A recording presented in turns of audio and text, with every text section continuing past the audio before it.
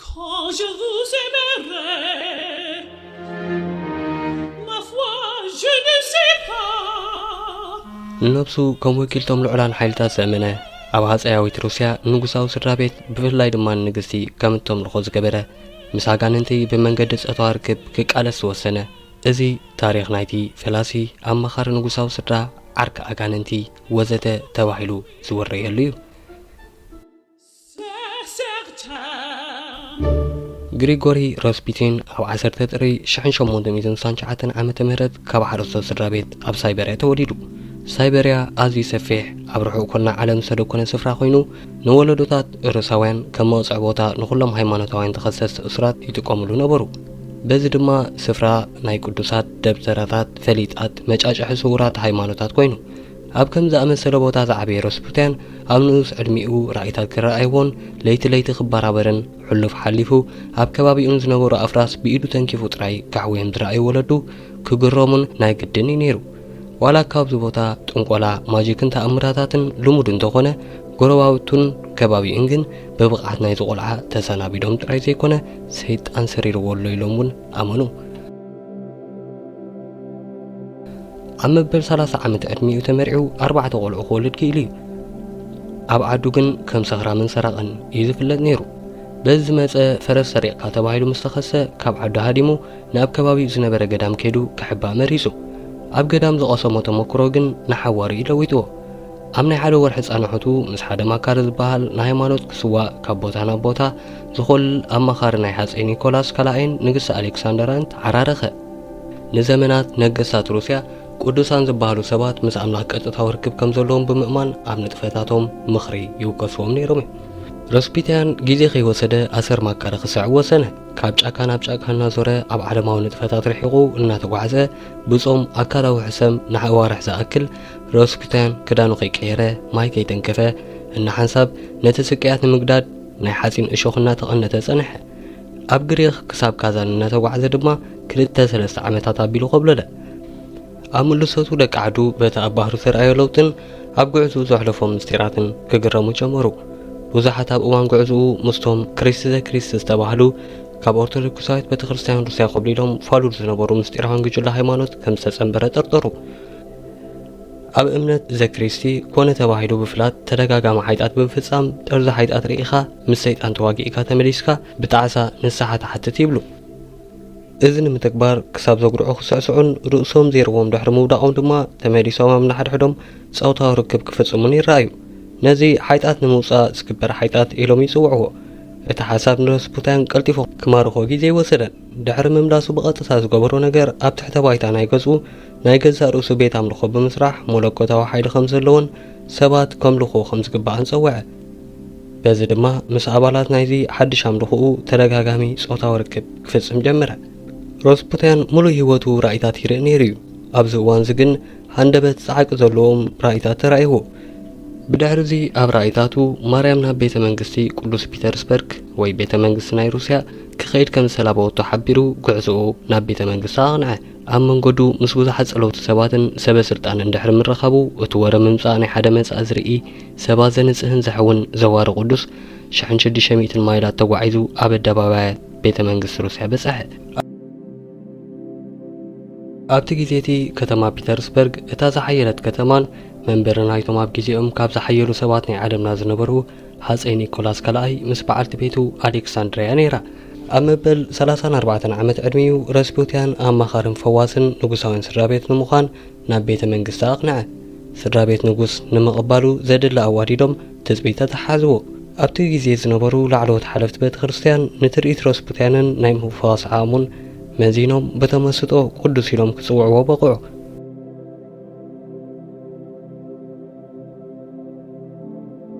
ንሃፀይነት ሩስያ ኣይበቅዕን እዩ ተባሂሉ ዝሕመ ዝነበረ ሃፀይ ኒኮላስ ካልኣይ ኣብ ተኣምራታት ተኣምን በዓልቲ ቤቱ ንግስቲ ኣሌክሳንድርያን ዘውዲ ንግስነት ዝወርስ ልኡል ንምውላድ ነዊሖም ተጸቢቑ። ብሓገዝ ዶክተር ፊሊፕ ንግስቲ ኣሌክሳንድርያ ወዲ ድሕሪ ምውላዳ ውሉዳ ብዙሕ ጥዕና ይነበሮን።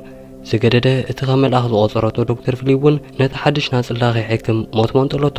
እንተኾነ ኣብ እዋን ሞቱ ነታ ንግስቲ ተስፋ ዝህብ ቃል ኣቲላ ይኸይዱ።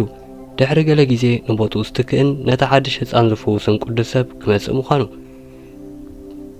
بزي تسفا سنيقا نزاز مسا قدوس يزبل سب كتأنقد دحر مصنع عم موداتا أب حدار حدا شحنت شعاتي ميتن حموشن عم نايدرار قبجا مسروس بتين تراغبو محمام نايت وراس زودي نقصنت هاجر روسيا زخونه حسان نتا هاجرن نمنقستا هاسي نيكولاسن عاب سعبين زختلي نيرو ناس سعبين بمفراه اتوم نقصاوين سرا حمامو بلوع المستير كحزوين مريسو ود نقص حمامو هيموفيليا استبال حمام كحوزي كلي نيرو محمام نايت حسان زنغورو زيبلو راسبوتيان نتن يشيلو الكرئن ابلع ليو خوينو خصلن حتته بدحري زقات امن فصامه دما ايو نراسبوتيان اب تاريخ روسيا اگدست مزبالو سبا زسرع راسبوتيان اب تاليتي ابلع لي وراس نقصنت كوينو خصل دحر محدارو نصبحيتو تهصان حوي ازي نخلهم رأيتو زدنصون كم قدس قبلو زقبرن تأمري نيرو راسبوتيان بوغنو نسون تزيهلو اتهصان كحوي تسفا خم زينبورون موات منبارون قلصلو ابز قصل عوارح راسبوتين اتبوصو عبيت منغست روسيا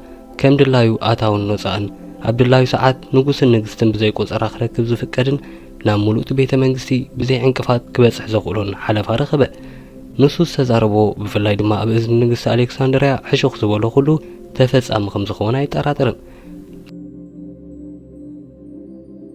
راسبوتيان اب سنت بيترسبرغ نايغزا رسو مولو هنصا تخاري بزحات بصحتي كاب سفالالي كفالات حبرتسب بفلاي دما ناشون قناجون النقطو ببسخي ناو حزا دنا قري ان بلي سوع نيرو تمرتتاتو مريحنتون تتقيمن منفساو برهان كرياون يسبكل نتا اب سايبريا يزور اب زنورلو وان كاب تختلتي مستيراو هايمانوت كريستي زرخبو تمكرو كم مبغس غيرو خا نايغزا رسو هايمانوت كفتر جمره ندنا قرو دحيرن محرت نخرخبا مسو خحات اتابعن اما اكل تقميتو مسو خبر عن كسات يعني الرأيانيرن ستصنحو ابز زاربو قالاتو كاب افو قليبن اورا تخسفروي ما تطرا بزي حيطات هيوت يلن مغنياتو تعسا سلسي يلا تعسا انت زي يلا دما حقوس يلا ازي فلسفنا راسبوتيان نبره كابتن ابغوز زمصا دناقر وصاي راسبوتيان اب دغه خالوت بزحات صلات يتري ፖለቲከኛታት ናይታ ሃገር ብንጽህኑ ክጠራጠሩን አባላት ፖሊስ ክስልዮን ጊዜ አይወሰደን ሰብሳብ ስለይ አባላት ፖሊስ ነታ አብላዕ ለራስፑቲን ዝነበረ ምጥርጣር ነዳዲ ወሲኹሉ ብዙሓት ካብኣቶም ንግስቲ አሌክሳንድሪያ ምስ ብጸልማት ሓይልታት ተገዚአት ተሓባበረኹም ዘላ ደምደሙ ኣብ መዕረፊ ክፍልታት ቤተ መንግስቲ ባይታ ገይሩ ነታ ሓድሽትና ሓሳቡ ከስፍሖን ምስ ብዙሓት ኣመንዝራታት ክራኸብን ይርአ ነይሩ እዚ ንፖሊስ ክውል ስለ ዘይነበረ ድሕሪ ገለ እዋን ክልተ ምኩራት አባላት ስለያ نفسو كف من قصاص راسبوتين كسلي تمززو مسوزا حد كنسيو عبالات دولاوي تسبن امن زراتاتن بتدغاغامي نام محسب نفسي كاتو يرنيرو اب سايبريا محسب نفس عين مري كم سفرا منافستي زقصر سفرا قنعاتن اكياتن منافستي مساغاننتي اب قصالو خينات اتو ان حنسابي قواساسروم ان حنسابي قواساسرو بزحوان نتنحيزون زمص دكنسيو ان غرفه اب لعديني جدر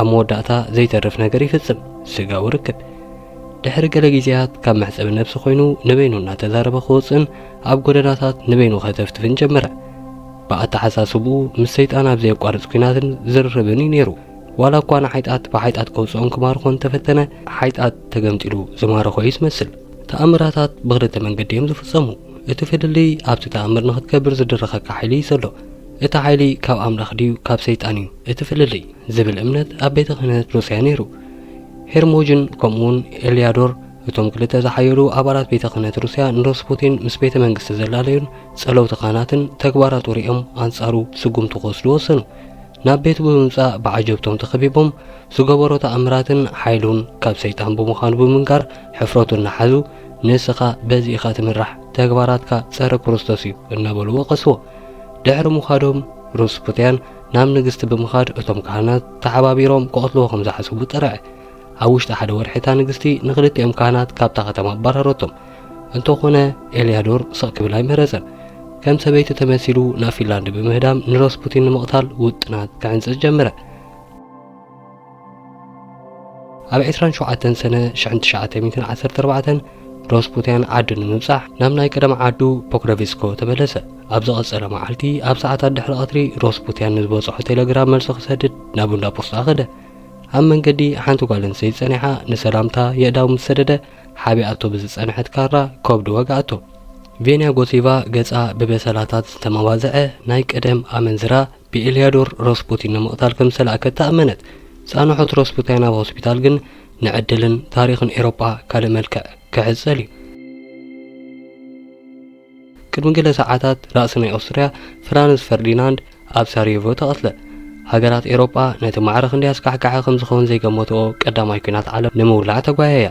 ከም ቀንዲ ኣማኻሪ ራስፑቲን ጥራዩ ንሃፀይ ናይ ሩስያ ናብ ኩናት ከይወፍር ከእምን ዝኽእል ዝነበረ እንተኾነ ኣብ ሆስፒታል ተዓቂቡ እዚ ክገብር ኣይከኣለን። ወላ እኳ ራስፑቲን ንሃፀይ ፈርዲናንድ ብደብዳቤ ብዛዕባ እቲ ኩናት መጠንቀቕታ ኣሊኢኹ ናብቲ ኩናት ንኸይከይድ ኣትሪሩ እንተተማሕፀነ እቲ ኣብ መንጎ ህዝቡ ፍትውን ተደናቕን ዘይነበረ ሃፀይ ፈርዲናንድ በቲ ናብ ኩናት ክነቅል ብምውሳኑ ዝረኸቦ ሃንደበታዊ ተቐባልነትን ኣድናቖትን ናይ ህዝቡ ተተባቢዑ ኩናት ብህንጡይነት ኣወጀ።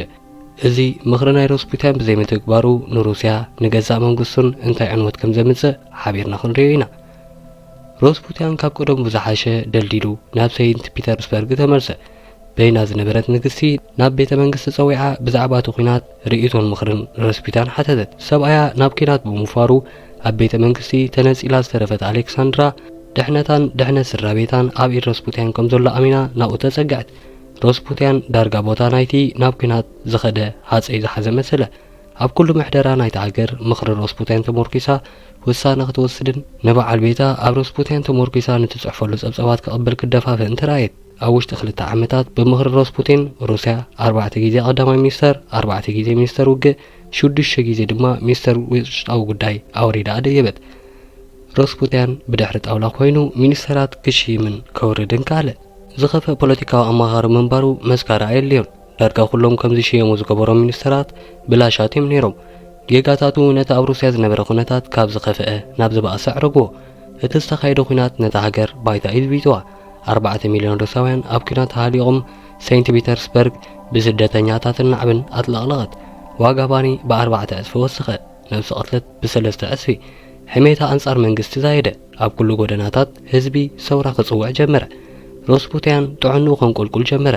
ምስ ኣጋንንቲ ዘካየዶ ዝነበረ ኩናት ሓየለ። ቀስ ብቐስ ሰባት ናይ ምፍዋስ ሓይሊ ካብኡ ፈጺሙ ጠፍአ።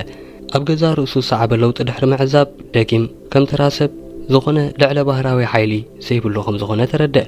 ናብ ንግስቲ ኣብ ዝፀሓፎ ደብዳቤ እንድሕነት ናይቲ ሃገር ከም ዝተፈጥረ ብምንጋር ኣብ ጉዕዝኡ ይሕጣ ይጽደቕ ብዘየገድስ ንነብሱ ከም ንኡስ ኣምሳለ ክርስቶስ ከም ዝቖፅራን ድሕሪ ደጊማ ብሓፂር እዋን ብኢድ ሰብ ከም ዝጠፍእን ንሳን ስድራ ቤታን እውን ብድሕሪኡ ን2 ዓመት ጸንሕ ዕድል ከም ዘይብሎም ብኢድ ህዝቢ ሩስያ ከም ዝቕተሉን ተናበየ።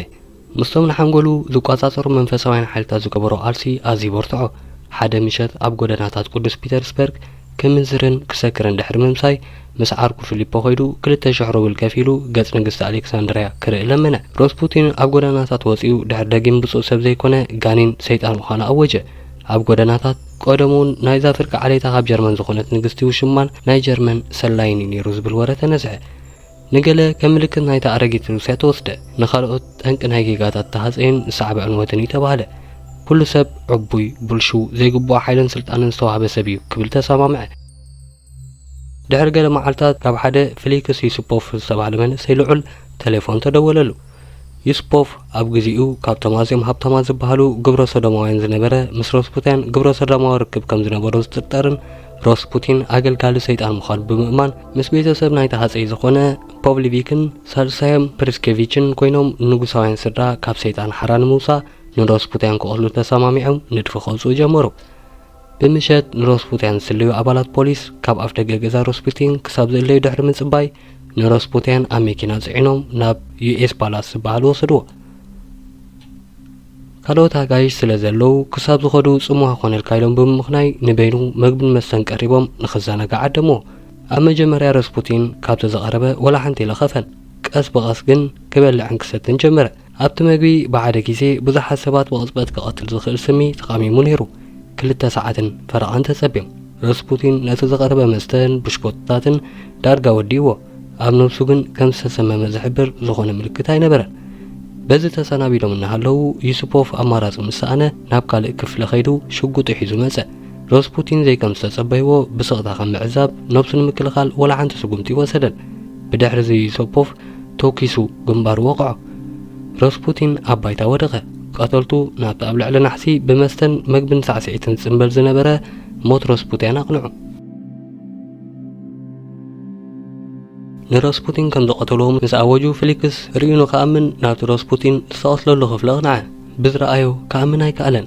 ሓንቲ ዓይኒ ራስፑቲን ገና ቋሕ ክትብል ትቃለስ ነይራ።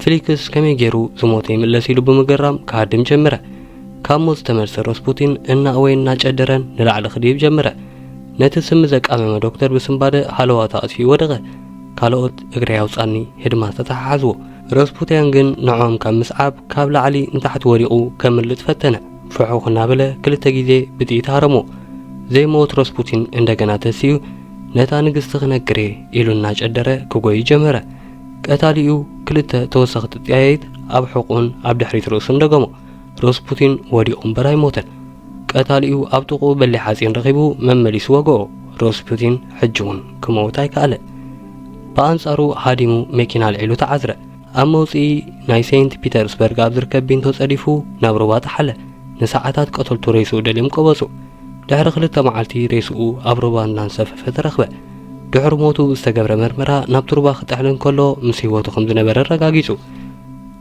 نمغتارو قلبتن تقايتن حموش أقبا زحتة راسبوتين مجمريا كم نبروكات تقبره دحيرو ريسو تفاحيرو وزيو كم زكاسلي تغيرو دحر قلقيزي كم تستنبيو هيوتو بيسب كتحلفن كلا هاتي نيكولاس نقست ألكساندران حموش رقمنون أوش تعسر تخلطو ورحي ترشنو